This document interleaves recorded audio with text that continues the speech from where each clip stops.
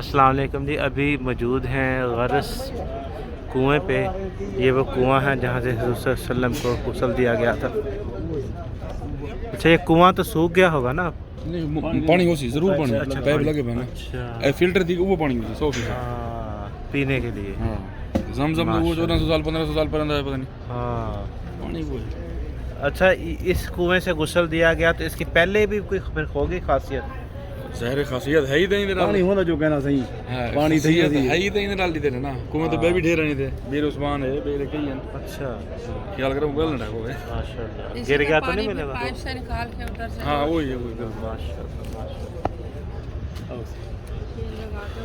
یہ وچ والا ایک دیوی دی ہے خاصیت ہے، نبی صلی اللہ علیہ وسلم کو گٹھی دے کے گیا نا جی عثمان کو، ہاں، وہ اندر گم جی گئے تھا بڑا لب گیا۔ اچھا، لب گیا ہے۔ اچھا، ماشاء اللہ، ماشاء اللہ۔ یہ جی کنواں ہے جہاں سے حضور صلی اللہ علیہ وسلم کو غسل دیا گیا تھا، غرس ویل۔ اس کی یہ تعریف ہے۔ غرس well is one of the historical sites linked to the biography of Prophet Muhammad. It is in Al-Awali district, Al-Qurban Road. The well is lined with basalt stones and is surrounded by building a foundation. آج ہی ہم غرس well پہ موجود ہیں۔ غرس کا کنواں، جیسے کہ یہ تاریخ لکھی ہوئی ہے کہ حضور صلی اللہ علیہ وسلم کو خواب میں بشارت ہوئی کہ آپ اس کنویں پہ موجود ہیں، تو آپ پھر صبح اٹھ کر اس کنویں پہ آئے اور اس کنویں کا آپ نے پانی پیا اور اس سے وضو کیا، اور آپ نے یہ کنواں ایٹریبیوٹ کیا اپنے آپ سے۔ آپ نے کہا کہ یہ میرا کنواں ہے، اور حضرت علی رضی اللہ تعالیٰ عنہ کو آپ نے وصیت کی کہ میرے فوت ہونے کے بعد مجھے اس کنویں کے پانی سے غسل دینا۔ تو یہ کنویں کی بڑی فضیلت ہے، اسے جنت کا کنواں بھی کہا جاتا ہے۔ آئیے آپ کو اس کنویں کے گرد و نواح دکھاتے ہیں۔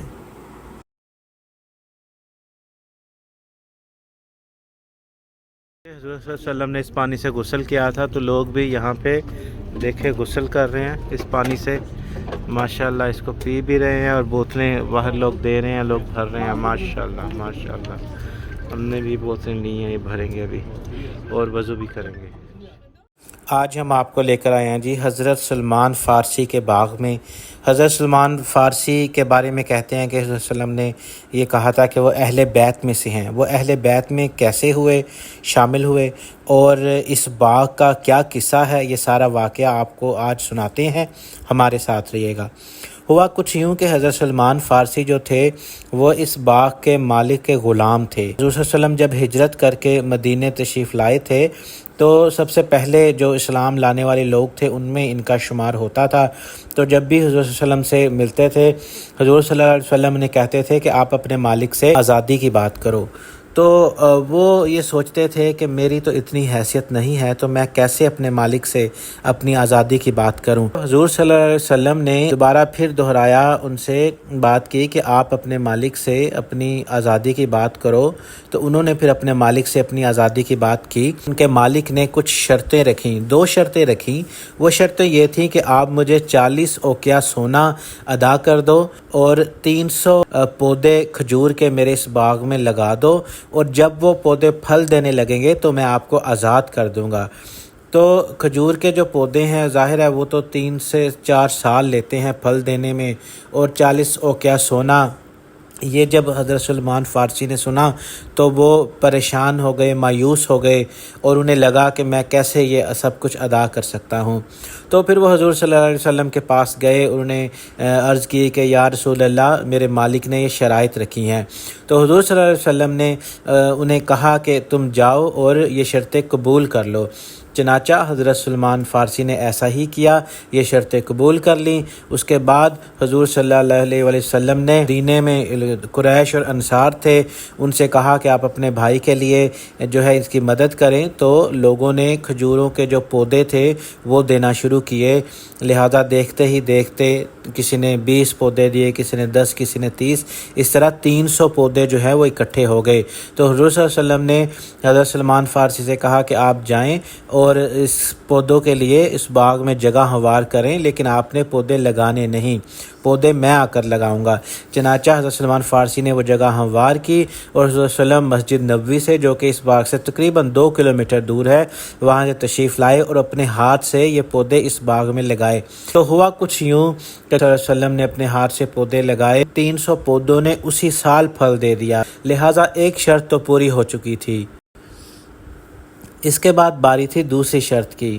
تو ہوا کچھ یوں کہ ایک کسی غزوہ میں کچھ سونے کا ایک پتھر جو ہے وہ مال غنیمت میں آیا، تو حضور صلی اللہ علیہ وسلم نے وہ پتھر حضرت سلمان فارسی کو دیا اور انہیں کہا کہ آپ جائیں اور اس میں سے اپنا جو 40 اوقیہ سونا ہے وہ ادا کر دیں۔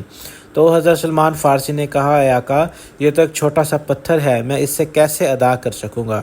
تو حضور صلی اللہ علیہ وسلم نے فرمایا کہ اے سلمان فارسی، یہ اللہ کا مال ہے اور اللہ ہی اس میں سے تمہارا جو ہے وہ قرض ادا کرے گا۔ چنانچہ حضرت سلمان فارسی فرماتے ہیں کہ وہ یہ پتھر لے کر گئے اور واللہ انہوں نے اس میں سے پورا 40 اوقیہ سونا نکال کر ادا کیا اور یوں آزادی پائی۔ تو حضرت سلمان فارسی جو تھے وہ پہلے سے ہی فارس سے کہیں سے ہجرت کر کے مدینہ آئے ہوئے تھے۔ تو اس کے بعد پھر ایک واقعہ میں آپ کو بتاتا جاؤں کہ جنگ خندق کا واقعہ تھا۔ خندق اس میں کھودنا تھی۔ حضور صلی اللہ علیہ وسلم نے قریش مکہ جو ہجرت کر کے آئے تھے مہاجر اور جو انصار تھے مدینہ کے، انہیں علیحدہ علیحدہ جگہ تقسیم کی کہ آپ یہ جگہ کھودیں۔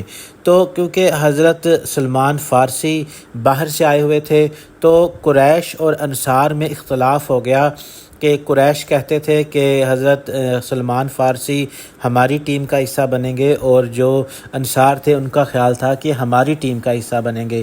تو حضور صلی اللہ علیہ وسلم نے اس موقع پر فرمایا کہ آپ آپس میں اختلاف مت پیدا کرو، حضرت سلمان فارسی میرے ساتھ ہیں اور یہ اہل بیت میں سے ہیں۔ سبحان اللہ سبحان اللہ سبحان اللہ۔ اس واقعے کے بعد حضرت سلمان فارسی کا رتبہ آسمان تک جا پہنچا۔ چنانچہ جتنے صحابہ تھے وہ سارے ان جو ہے وہ صحابی کی قدر کرتے تھے، حضرت سلمان فارسی کی قدر کرتے تھے اور انہیں جو ہے وہ عظمت کی نظر سے دیکھتے تھے، کیونکہ حضور صلی اللہ علیہ وسلم کے ارشاد کے مطابق اب وہ اہل بیت میں سے ہیں۔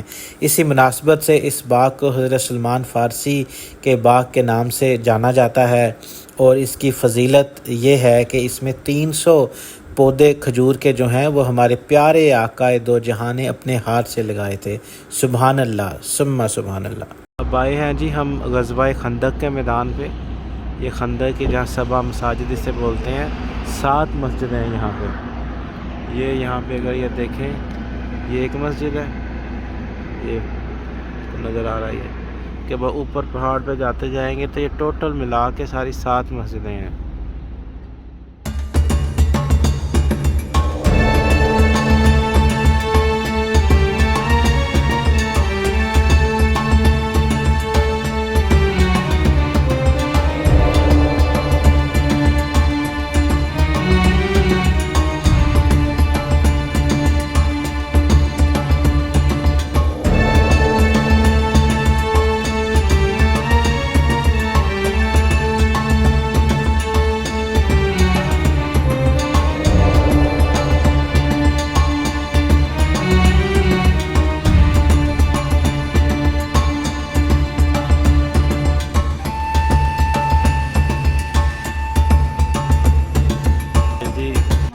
خندق مسجد ہے،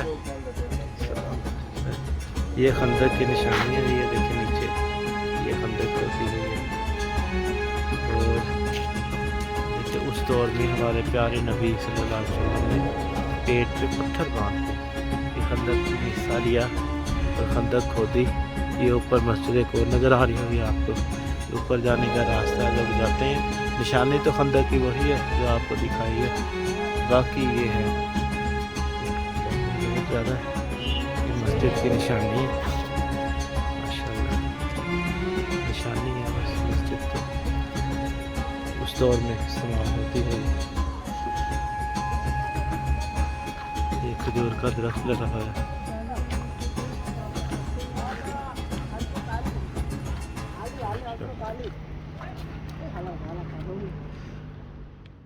یہ جو سامنے آپ کو دیوار میں سوراخ نظر آ رہا ہے، یہ خندق کی نشانی رکھی ہوئی ہے۔